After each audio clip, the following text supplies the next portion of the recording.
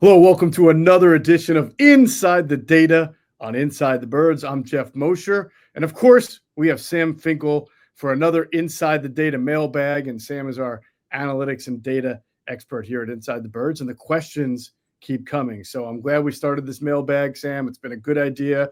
And not only do the questions come, but there are some pretty good questions. I look forward to getting into you.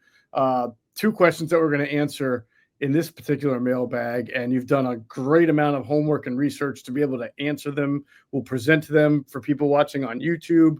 We'll show you the data up front as we go through it, and it'll be fascinating. And I like the fact that we're going to start off the mailbag not answering a question, something that you saw come out that you felt would be really good to explain from an analytics standpoint, and we'll get to that in a second. Just want to remind everybody to keep asking your questions to Sam and send those questions to insidethebirds@gmail.com. Make sure that you address your questions to Sam, or as one of our question askers addressed it to that quote, what do they call you? The analytics guy. Yeah, the analytics guy. The analytics guy. How do you feel about being known as the analytics guy? Listen, everyone has their role. I'm just happy to have one. So, hey, at Inside the Birds, you are the analytics guy, so it works well. But in case you want to address him by name, his name is Sam, so that works as well too. Just let us know that we know you're asking him the question. Again, that's insidethebirds@gmail.com. So let's start off with what you found, Sam, which was a little nugget that came out on Over the Cap, a really good website. Jason Fitzgerald is one of the he might be the person that runs it, always has really interesting stuff and accurate. I've always felt that was the number one NFL contract website as opposed to some others. And you came across something. So why don't you explain what you came across and why it's important? Sure. It's a really small nuance, but it's something worth noting. So the Eagles structured their contract with Cam Williams differently than they had. Honestly, it's unprecedented throughout the NFL, and it's very minor. So what they did is they added additional guarantees, and they essentially gave a slight salary increase in the first 2 years. And what that does is it gave them an opportunity to split the salary in the third year of the contract, which, again, when you're drafted, you have a slotted salary. So they just structured it slightly differently, but an increase to Cam Williams' salary, which is good for him, it's good for his agent. But the real value for the Eagles is a little bit different. So what it does is it allows them, if he goes on a reserve list after his third year, it allows them to pay a little bit less. It's a little beneficial for them when he goes on the reserve list, because typically, like you typically cannot rework. Actually, you just can't rework a rookie's contract until year 4. So right. If a player has injury history, or there's concern of injury, or just as like a risk mitigation strategy, you can't modify until the 4th year of the contract. But this allows them to kind of do this. And the odds of them cutting him between year 1 and 2 as like a drafted player is somewhat slim. That's really where it would become an issue, is if they did cut him in year 1 or 2. But even if they did, if he gets picked up by a different team, it would mitigate some of that risk too. So really, it's just rewarding the player a little bit up front, while also giving the Eagles a little bit of cushion should he get hurt and have to go to a reserve list, essentially. So the background on Cam Williams is he's a 6th-round pick, an offensive tackle out of Texas. I believe the deal with him is that he didn't have a whole lot of experience, right? He didn't start a ton of games.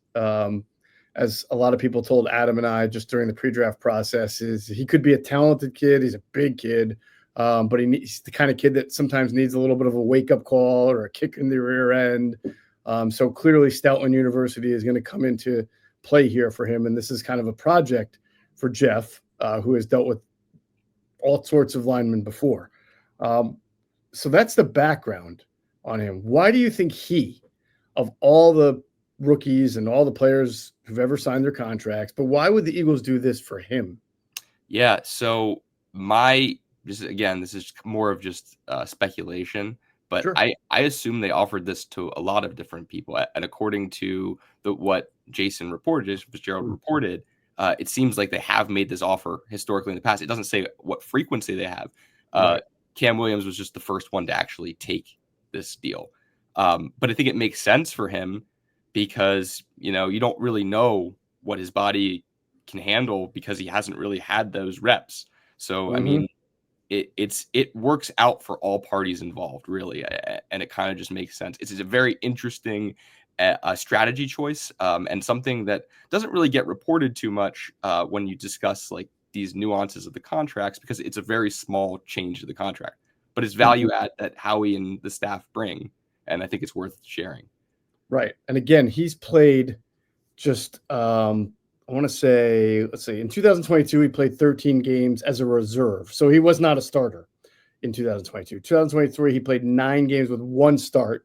And then in 2024, he finally started at right tackle. So he's talking about a guy who started 16 games. And as a 6th-round pick, you're not guaranteed to make the team. But do you feel like when you agree to this kind of deal, it at least guarantees you that you're very unlikely to be cut in year 1? Especially. So for those who like to do their early 53-man roster projections, and the Eagles drafted a lot of offensive linemen. So there's a lot of competition. They signed Kendall Lamb. They signed Matt Pryor. Like, you wouldn't ordinarily say this project guy is definitely going to make it. You might think this is a guy who's going to get cut and you hope to bring him back on the practice squad, but it does feel like there's a good, better than average chance that he's going to make the 53 now. Yeah, I'd agree. I think by doing this structure, it incentivizes the Eagles to essentially keep him on the roster. Right. Interesting stuff. He's going to be a really interesting player to follow along because of, honestly, more so because of what could be and because of Jeff Stoutland's track record than per se because Cameron Williams did something really great in college. Right. Yeah. Yeah. Like, he's the type of guy, if you wound up on another team, you might think not make it, but he's always he'll get that benefit of the doubt because of this, really because of the measurables. Right, Sam? Yeah. I mean, when we did our athleticism and production scores, a lot of those measurements went into the athleticism score, and it's something that definitely helped him in particular. 6'6", 317, 34.5-inch arms, and the hand size, 11 3/8. Not bad. Not bad. Now, his athletic testing wasn't great. He is not considered some freak of nature athlete, but that is good size and traits for the position right there. Rare to be that long at that size, so that's good. Gives him something to work off of. Absolutely. Excited to see what they do with him. Yeah. Now, your excitement's going to be tempered. He's an offensive tackle, right? Who's playing behind Jordan Mailata and Lane Johnson, and they drafted a couple of tackles. So it might be a little bit, but this will be a fun conversation for 2 or 3 years down the road. Right. It's a project for a reason too. So like, I don't think there's any expectation of contribution, at least hopefully not. I think all parties involved would not hope like that he would be involved that early. So right. And by the way, if he does not work out, this is no skin off anybody's back. This is no loss of money in how they restructure. There's really nothing out of the ordinary for it. So that is the story on Cameron Williams. All right, we're going to get into the first question for the mailbag, and it's a really interesting one. I thought it was fascinating when we got sent it because I was wondering how, Sam, you were going to approach it yourself. And the question came from Dan L.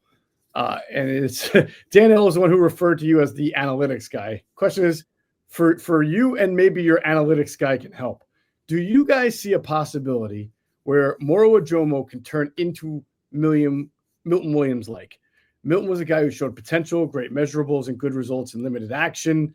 Ojomo seems that way as well. Can you see Ojomo being the next Milton Williams in that regard? So, Sam, I like the way you approach this because that's sort of a subjective question. Can we see Moro Ojomo becoming, Milton Williams, who really broke out year 3 and then had an amazing year 4 and then just signed that blockbuster deal with the Patriots? It's subjective in nature because you're asking people to compare one guy to another at the same position. But you went and did the analytics thing to do is like, let's compare them both from a measurables standpoint, an athleticism standpoint, and then try to put it all in perspective. So, which I thought was really smart of you to do. So before you get into it, what I'm going to do is share the screen here for the people watching at home so that they can see your comparisons from an from a measurables standpoint. And then we'll get into the rest of that in a second. So, because I thought that there were some really interesting comparisons there.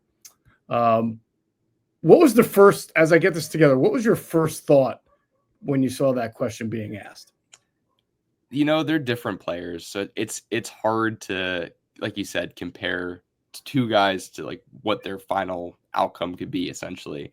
And so, like you said, I started at the beginning. I went to their draft and combine profile, which is where you see all these numbers come from, just to see what they were, coming out as prospects. Just because I think that's a good baseline place to start. And as you can see, it's a pretty good question because they do measure up pretty similarly. Yeah. So you look, they're the same height. Ojomo was a little heavier coming out, has longer arms, bigger hands. But Milton Williams was one of the best athletes ever at interior defensive line. Ojomo is a little bit above average, and neither one was particularly an impressive producer in college. So, yeah, I think that's kind of physically where they stand. So I think this gives us a glimpse, right, into A, the Eagles' mindset, and B, the best we can do to make a projection. We know that Moro Ojomo is going to step into that same spot. So he will get most likely this as much of an opportunity to break out as Milton Williams got. Now, Ty Robinson is behind, so that might throw a little curveball into the equation. But, of course, with the experience factor is going to give Moro Ojomo the first nod. As you mentioned, same height, a little heavier, but better arm and hand length for the position, more ideal. We knew that about Milton Williams. But the reason why Milton Williams was a third-round pick was because Milton Williams was a great athlete. And as you've detailed here, his athleticism really jumps over Ojomo's. And we know that the Eagles in general, Sam, based on your work in the past and our reporting and what they've done historically in the draft on defensive tackles and edges, is to really prioritize athleticism. Jelix Hunt is a great example. Nolan Smith, bottom of the first round, great example. Was an undersized guy, but an incredible athlete. We saw Hassan Reddick, the athlete that he was when he was here. Milton Williams was drafted in the third round because he had incredible athleticism for the position. That Moro Ojomo, not a bad athlete, but he can't match it, as you've outlined here. And that could be somewhat of an obstacle for him if you're trying to say, can Moro Ojomo be as good productively as Milton Williams? Because by year 3 and then definitely year 4, Sam, Milton Williams' athleticism was really shining through. It's like you put it all together, and the burst was really hard for guards to contain. Absolutely. The one thing I would caveat to that is you don't have to win solely on athleticism. The opportunities will be there. There's going to be a lot of attention on JalenCarter. So there are other ways to win in this league, just as a defensive lineman in general. Athleticism, again, he's not a bad athlete, but there are other ways to win than pure athleticism. And that will probably have to be part of his tool belt in order to, get that production to be even close to what Milton Williams was. That's a great point. Hand usage, technique, pad leverage, to use the opposite example, Sam, and he's improving. So we're happy about that. I know Vic Fangio is, but Jordan Davis is one of the greatest athletes to ever partake in the combine, especially at his position, I should say. Greatest, but he's lacked so far of some of those other things, hand usage, technique, pad leverage, that has prevented him from translating into an excellent pass rusher. He's done well against the run, but I mean, the bottom line is he was playing 13 snaps a game, but in the most important games of the Eagles season last year. So it's not always about athleticism. It's how you play your position. I'm trying to think of a good comp of a guy who's not a great athlete at D tackle, but has had some success. Is there anyone that really jumps out to you? That's hard to do off. Hard to do on the spot for sure. I can get back to you on that one. But again, that's not to say that Moro Ojomo is a bad athlete, because I think he is still, a slightly above average athlete. Which again, if you're going to start in the NFL, you probably want to be a slightly above average athlete. Right. But yeah, that's actually a really good question. Maybe I'll put that in next week's. We'll find it. We'll find something. I don't know why. I bet you the Eagles have had a good defensive tackle who wasn't a great athlete. Maybe Javon Hargrave, actually. I don't remember what his athletic score coming out of Southern Illinois State was, but he was a guy who knew how to rush the passer. He might have been a pretty good athlete. I don't know. He didn't strike me as someone who blew it up at the combine. So I feel his like athleticism score was 79. perfect. Good example right there, right? So there, if you can get something like Javon Hargrave out of Moro Ojomo, you have done an excellent job. So Absolutely. good stuff on that one. And as you have it right there, Moro was 74, so not far away. Yeah, not far away at all. So now let's go to your comparisons between them. Forget the measurables and the athleticism, and just sort of the production and how they have succeeded or not rushing the passer. What did you kind of determine that and explain these charts for the people who are watching and listening? Yeah. So what we did is I looked at the pass rush snaps, the pressures, and the sacks. And oftentimes this is just like in general, you see in these a lot of these analytics and statistic breakdowns, you see the opposite of what I put, where you see pressures per snap. I flipped it because I think it's easier conceptually to understand from a fan's perspective. What I did was snaps per pressure and snaps per sack. And all that is it takes out of every, like, it takes one to get one sack. It's 7.74 for Milton Williams. While Moro Ojomo, it was every 8.77. And I think that's easier to understand because, like, if you think about it, if you have them on the field 8 times, they're both getting a sack. It's just like one of them is more likely to get it in the 7th, and one's more likely to get it around maybe the 9th. So it's just like, that's, I think, a better way to kind of conceptualize and understand. And as for pressure, as for sacks, it's a little bit, I'm sorry, I might have misspoke. That part was pressure. As for sacks, Moro Ojomo only had 1, and this was regular and postseason. He had 0 in the regular season. Right. So out of all 342 snaps, he only had 1 sack. So that's why that says 342 there. Meanwhile, Milton Williams had 8. So every 52.25 snaps, you would expect him to get a sack. Right.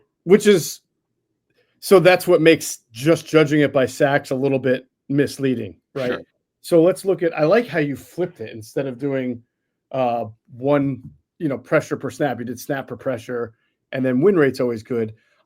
I'm impressed with 2 things from both of them. A, Milton Williams to have played 70 more snaps than Ojomo, which is obvious because he was a starter, and have a higher snaps per pressure rate, meaning every how many snaps does it take to get 1 pressure, is pretty good, because usually the more you play, the more of a chance to regress to the mean, and yet he maintained a higher average there. But then flip side, win rate for Ojomo, pretty good. Now, again, maybe that lowers and is more closer to Milton because of he's played a lot fewer snaps, but it's still a high win rate. I think that's still impressive. Yeah, look, it is. Some of this is volume stats, right? So like you said, the more opportunities you get, you're going to regress to the mean. It's going to volume typically, and that's why when we talk about statistics, like, sample size needs to be a certain threshold to really give you a good indication. And usually that number is around 40, and we're above that in both of them. But when you extrapolate the data, or just try to project based on, what we have, which you'll see in actually the third question, we do a lot of extrapolation, or I guess the second question, it becomes a little bit more important there. And so, as you can see, they're not that far off. The biggest difference really is that sacks. Right. And that, by the way, might be where the athleticism of Milton Williams comes in, just that faster burst and just that split second to get at the quarterback or to really beat that guard or center or double team, whatever it is, shines through. So if I were to make a deduction, and you can make yours, I would say that the expected drop off between Milton Williams and Moro Ojomo, probably from a pressure standpoint, it's probably not going to be that much of a drop off, but the splashy highlight, game changing type of play is going to probably not be there with Moro the way it was with Milton. How would you see it? Yeah, couldn't have said it better myself. I think he's probably going to, hit 80% of the pressure threshold that he did, around whatever would be projected. And honestly, I think the sacks will go up. I think it won't be 1 to 8. I expect it to be more than that. But I agree, it's not going to be splashy. It's not going to be as flashy. That's just not what's going to happen. And it won't be as much. It won't be as much. My summation is that let's see, this is Moro Ojomo's third year that he's going into, or is it fourth? No, I don't I think remember. third. Let's say he was going into a fourth and going to be a free agent. I don't know that at the end of this year we'll be saying Moro Ojomo is going to make $26 to $28 million on the free agent market. But we'll probably be talking about him as, hey, a pretty good player who could strike it wealthy. But in Eagles' actual perspective, maybe will be his opportunity to score a long-term deal with the Eagles. However, if they keep learning that whoever they put next to JalenCarter is going to put up pressure numbers like Williams and Ojomo, they may, like I said, it could just be on to Ty Robinson 2 years from now, and maybe you're doing something different with Ojomo. Who knows, right?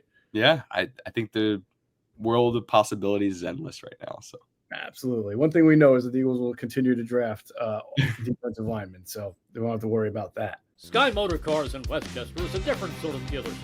All it takes is one look at their Highline pre-owned vehicles that people all over the country want and need. Owner Brett Schulter makes sure you don't spend a dime of your money before you purchase the car. Sky Motor Cars allows you to make all the decisions regarding your next vehicle. At Sky Motor Cars, you never have to spend more than necessary. Visit SkyMotorCars.com today or call 610-918-7225. All right, good stuff. Let's move on to our next question, which the viewers can see already up on the board. I'll move the screen so it's fully there. And it's a great question. This is from Ray C. And he says his question is about A.J. Brown. We know he's a huge factor in the offense, and he gets about half the targets and puts up about half the receptions of guys like Justin Jefferson, Ja'Marr Chase, CeeDee Lamb. But yet he still has a decent chunk of receiving yards. So the question is, in regards to the data, how big of an impact and how good is AJ to be putting up the numbers that he does on the limited amount of targets that he gets, which is a really good question, Sam. And obviously you went to work right away on the comparisons. Now you only used regular season, which I think is fair because not all these guys were in the playoffs. So let's go with what you found from a regular season standpoint in comparing these guys. Sure. So I think just starting with the, basic statistics, and Ray was right. I mean, if you look at the targets and receptions, and if you especially compare AJ Brown to Ja'Marr Chase, it's like half. But if you look at the yards, I mean, he's still putting up 1,000 yards. And basically, if it's interesting because he was the worst in targets. He got the least targets, got the least receptions. He had the least yards, but not the least touchdowns. CeeDee Lamb actually had one less. But then the real reason this question comes up is you look at his, efficiency statistics, his yards per target and yards per reception. He has the most. And his catch percentage is not the lowest. Again, that's CeeDee Lamb. So it becomes interesting just from like looking at it at the 100-foot level, just kind of seeing that. And you can see the efficiency and you'll see kind of how that will play out later. If you can go down a little bit on the screen.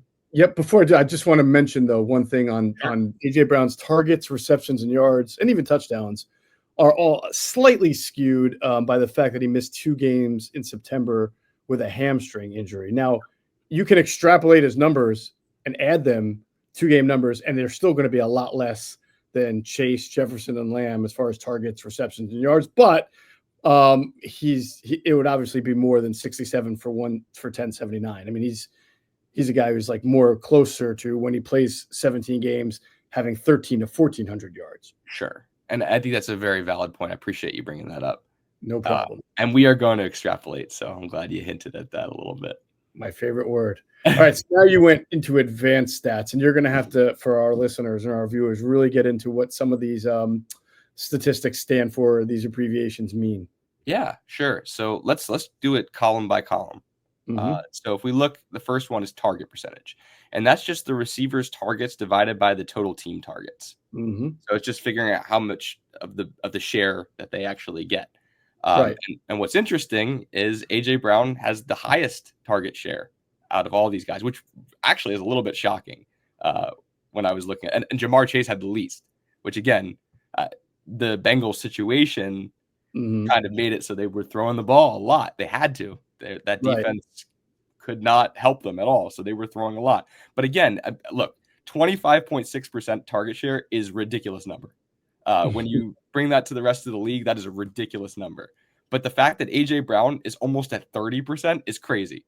Yeah, it really is. I mean, these stats support the fact that AJ Brown is a bigger part of the Eagles' passing offense than Chase is to the Bengals, Jefferson to the Vikings, and Lamb to the Eagles. But you also, as most people who watch the Eagles and other teams know, is that the Eagles, for as much firepower as they have, they don't pass the ball a lot, and when they do, a lot of those passes will go to it. They have three guys they basically pass the ball to: Brown, Smith, and the tight end Dallas Goedert. So it's not surprising that when you only have three, that your best player is going to get 1/3 of those receptions. Yeah, I couldn't have said it better myself.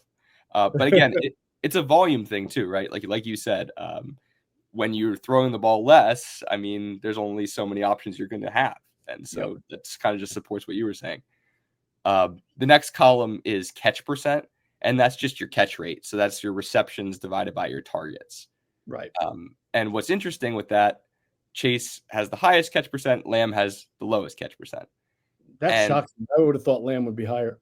Yeah, and it gets even more shocking once we get into expected catch percentage. Which is? That is the catch rate that an average receiver would have given the throws that they received.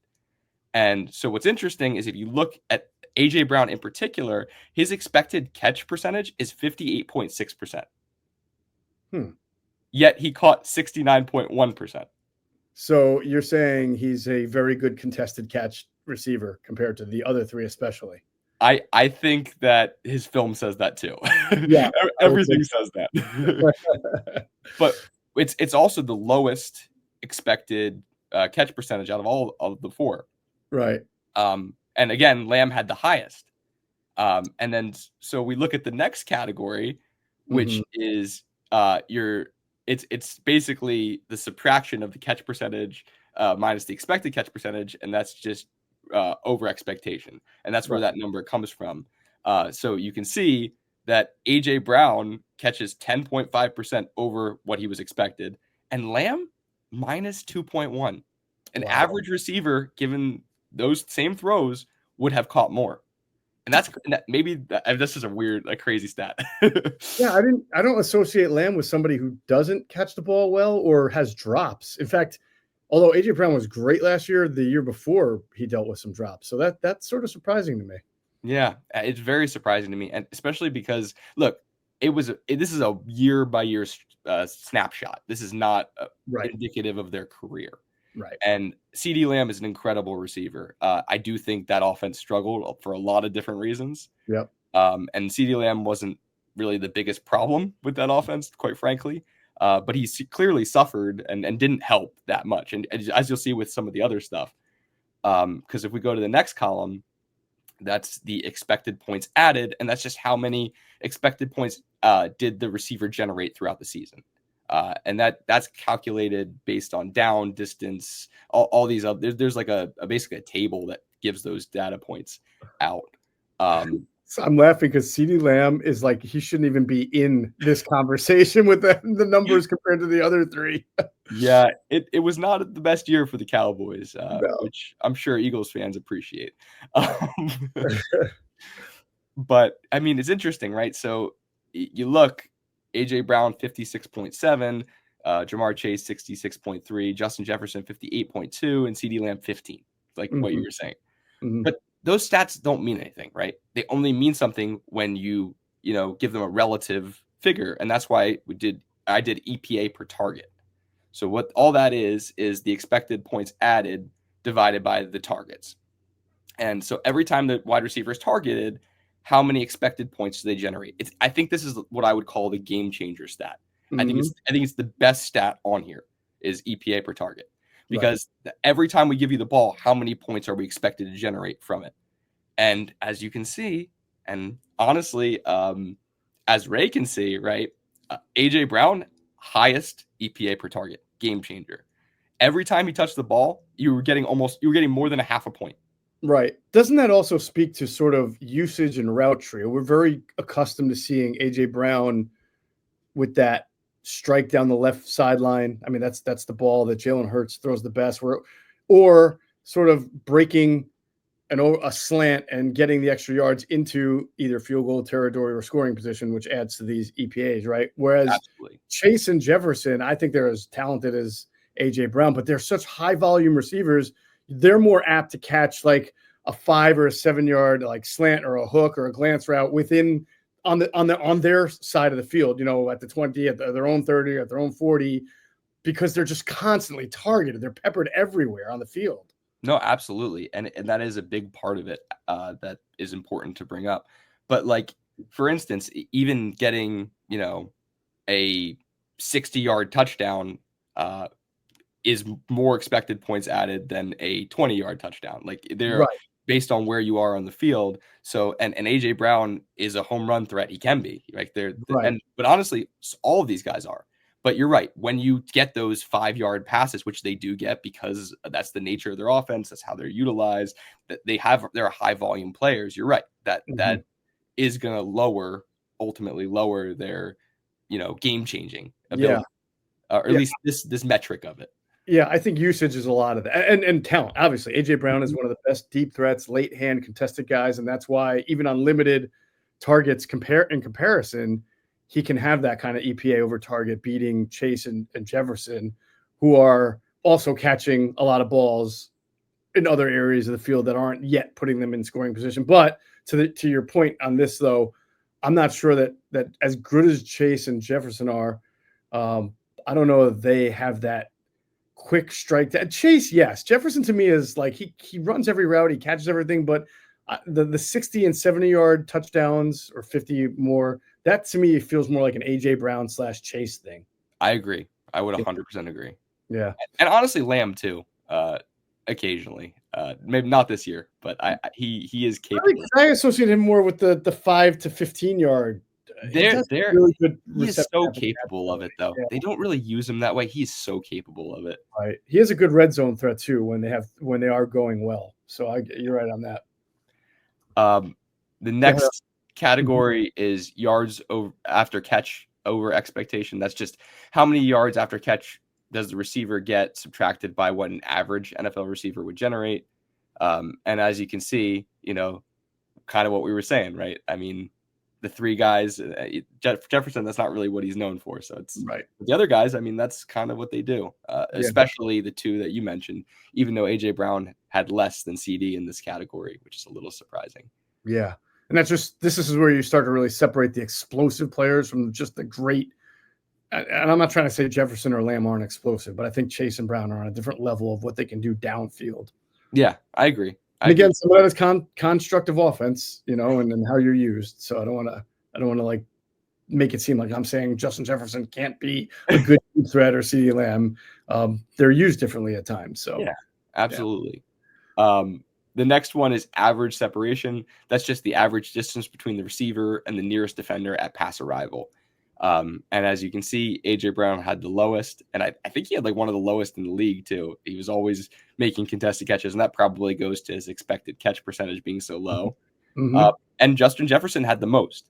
And so, I mean, that can mean a couple of things. Kind of what we've been talking about is he can get schemed open. He can get himself open. He doesn't really have to deal with the contested catch as much as these other guys. Right. Good stuff. Wow. That's really good. Interesting. The fact that AJ Brown is so much lower, which makes sense. It's very rare that we see AJ Brown catching a pass with nobody around him. He's not Deshaun Jackson in that regard, where he beats defenses over the top by 15 yards. It's just that's not his style of game. Absolutely. And then the next one is the deep percentage, and that's just percentage of targets traveling 20 or more air yards down the field. As you can see, again, to what we were saying, AJ Brown has the most. And interestingly, Jamar Chase has the least. And I think that's just a product of where the Bengals offense had to play. Yep. I think they would prefer it to be much higher because he can be efficient at those plays, and as we've been talking about. Yeah, their offensive line was clearly an issue. They had to play quick release ball with Joe Burrow. I mean, they couldn't do what they couldn't stress a defense as much as they want to with their firepower because their offensive line was not good enough. Yeah, and the defense wasn't doing them any favors either. So no, it was not. So. And then the last one is what, total win percentage? Tight window. That's right. So that's just a pass target when the separation between the receiver and the nearest defender is less than 1 yard at pass arrival. AJ Brown has to do a lot of that, a lot more traffic catching than the other three. Yep. and CeeDee Lamb had to do it the least. So it's interesting. Which is fascinating given where they line CeeDee Lamb up. I mean, he's not an X receiver who gets to go run down the field. I mean, Right. He has to catch the ball in tight windows, but it just wasn't the greatest year for the Cowboys offense. Which it's probably not fair to put CD here this year. Last year, yeah, it's much not different. It's not, but it's listen, it was part of the question, and at least it shines some light just to how much the Cowboys struggled in general offensively last year, especially without Dak. Yeah, and I really do appreciate CeeDee Lamb's game. I think he is one of the best receivers in the league. Mm-hmm. It's a shame he has a star on his helmet. I will say that. But hey, this is what the number. I can't make up numbers, guys. Well, it's funny. 2 of these 4 receivers could have been Eagles that year. Well, no, I guess Lamb went. They could have traded up to get him, but they didn't. And then obviously we already know about the Justin Jefferson, Jalen Reagor. Yeah, I need to bring that up. But listen, I don't know if we have a Super Bowl like this Super Bowl without those mistakes. You know, there's certain. Do you think that? All right. So if they had just drafted Justin Jefferson and not had to trade for AJ Brown, you're not sure that there is, because I'm thinking every move is basically the same. You just have Justin Jefferson. So and you have an extra first-round pick. The reason I say no, I think I would say no to that still, even to that point, is I think it was so devastating to the process that how he overcorrected and flipped the other way. And I think I truly think his decision making, he is really informed by his mistakes. I think he is, like, out of all the GMs in the league, I think he is the best at knowing his mistakes. Sometimes he overcorrects. I think that is like a big running thing with Howie, that he does like the complete opposite after it. But I think for him to fine tune his process and to get the Eagles to where they were to win the Super Bowl, I think he needed to make that mistake. So I think it informed his decision. And look, this is a very hypothetical thing, and both of us could be right, both of us could be wrong. Who knows? They won a Super Bowl. We're both happy about that. So you just graduated from analytics guy to conspiratorial guy. I guess so. Please don't address the question. We won't call that conspiracy. We'll call it like hypothesis guy. That's a little softer. I appreciate that. There you go. All right. So you also took an extrapolated look, as you had foreshadowed before. So explain this last chart here. That is this the last one, or do we have even more? There's a couple. Yeah. Let's explain this one. So basically, I could have chosen yards per target or yards per reception. I chose yards per target. I think it's a more conservative, because just how much they're actually given the ball. Mm-hmm. And then extrapolation is super easy. It's a very I want to say like elementary analysis, right? Because it's an oversimplification, has a ton of assumptions, right? Mm-hmm. So what an extrapolation is you take that yards per target number and you multiply by a constant number. So to try to compare what they would look like if everything else was the same. And again, that has a lot of assumptions, right? And typically that's not really favorable, but I think for this thought exercise, it's demonstrative of efficiency, right? It gives you, but as a listener or as a viewer, you have to understand it's very elementary. This is not. There's so many other factors that go into this, and any extrapolation is never going to be perfect. Right. So going into that, this is what their extrapolation would look like. So if you look at AJ Brown, if he had 100 receptions at his yards per target rate, he would have 12 yards. Right. Which is significantly higher than the other guys. You have Jamar Chase at 976, Justin Jefferson at 995, CeeDee Lamb at 786. Yeah, I like it. You take a variable that mitigates the whole usage or volume. It mitigates volume, right? Because you're just taking their average yards per target and then projecting it over the same number of receptions as the others in this. Now, you can argue on, well, why that variable over something else? That's fine, but this is just to give an example. And then, of course, in that regard, to the spirit of the question, he's as good, if not better, in that regard than those other 3. Yeah, and I did it also at 150 just to give that. And again, it's constant, right? Because it's a rate. Right. So the jump will be consistent with what the other jump was. But just for anyone that wants to listen, if AJ Brown had 150 targets and was able to maintain that yards per target of 11.12, he would have had 1669 yards versus the other guys at Chase at 1464, Jefferson at 1493, and Lamb at 1178. Right. So I like it. If you gave these guys the exact number of targets and receptions in the exact offenses that they've been playing in last year, this is what you would get. So, and CeeDee Lamb would be like, wait, hold on. But that's okay. It's not his fault. It's not his Absolutely. fault. All right. If you, the next chart is just a visualization of this. Yes. So and I'm going to shrink that a little bit. Go ahead. Yeah. Just of what you just showed. Right. Yeah. It's just if you wanted to see it a little bit differently than just numbers, it's more of a picture. I like that. And I think you went with the colors, the orange and black for the Bengals here. All right. Purple and yellow for the Vikings. Nice. And then the last chart is very small, but it's every receiver that had 88 plus targets. So that's just the 50% threshold. But if you look, AJ Brown is still at the top. Yeah. I like that. Okay. Now, if I had a little bit less, Alec Pierce would be very close. Like how Wan'Dale Robinson just creeps in there. Yeah.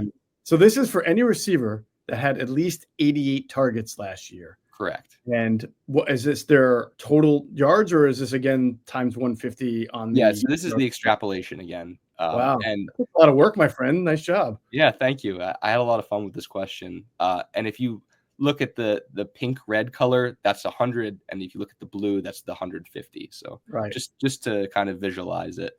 And again, it's a little bit hard to read just because there's a lot of data on there.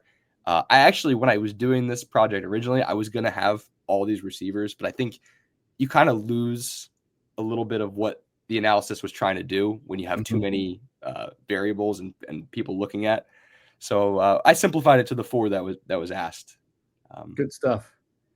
How about the rookies involved here? You have Ladd McConkey, number 3. You've got Brian Thomas Jr. at 6 right there. That's pretty interesting, huh? Yeah, definitely. Good. I think the league is in good shape there with the wide receiver group. So I think so too. Thank you. So put a wrap on, a bow on this.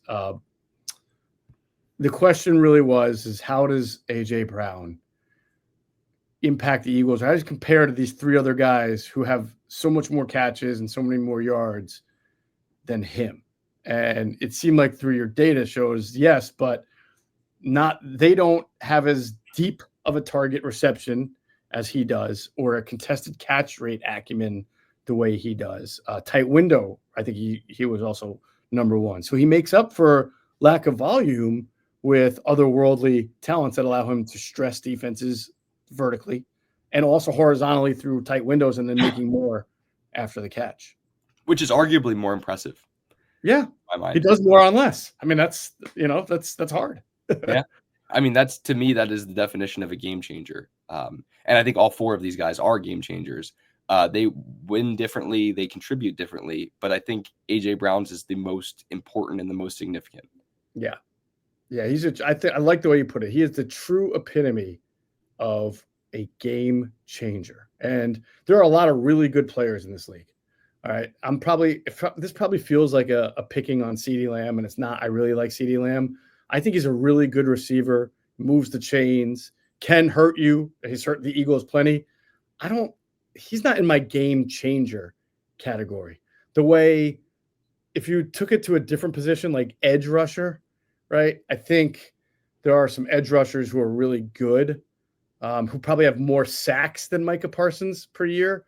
But I feel like Micah is that game changer because all 5 guys on the line are like, where is this guy? Where is he lining up? He could just push you right back in to somebody. He can just blow up a game plan. Same thing with Max Crosby, another kind of guy who I just think no matter what you do, he's going to fuck your game plan up 3 ways till Sunday when he's at his best and healthy. And that's not like a knock on, say, a Trey Hendrickson or I'm trying to think of another like a Nick Bonito, who I think had like 15 sacks, but I don't think that they're Max Crosby. You know what I'm saying?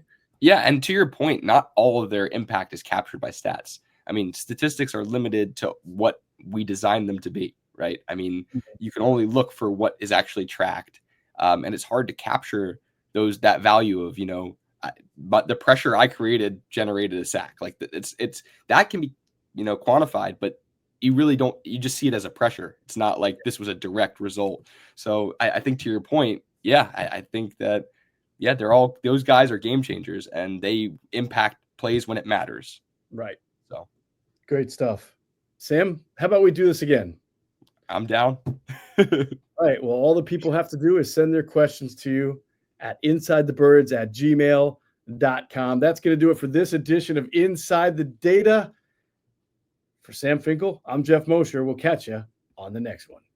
Be sure to check out our friends at PHLSportsNation.com. They're enhancing the fans' experience with their coverage of all Philadelphia sports teams. For the fan, by the fan is their motto. So make sure you check them out at PHLSportsNation.com and on Twitter at PHLSportsNation.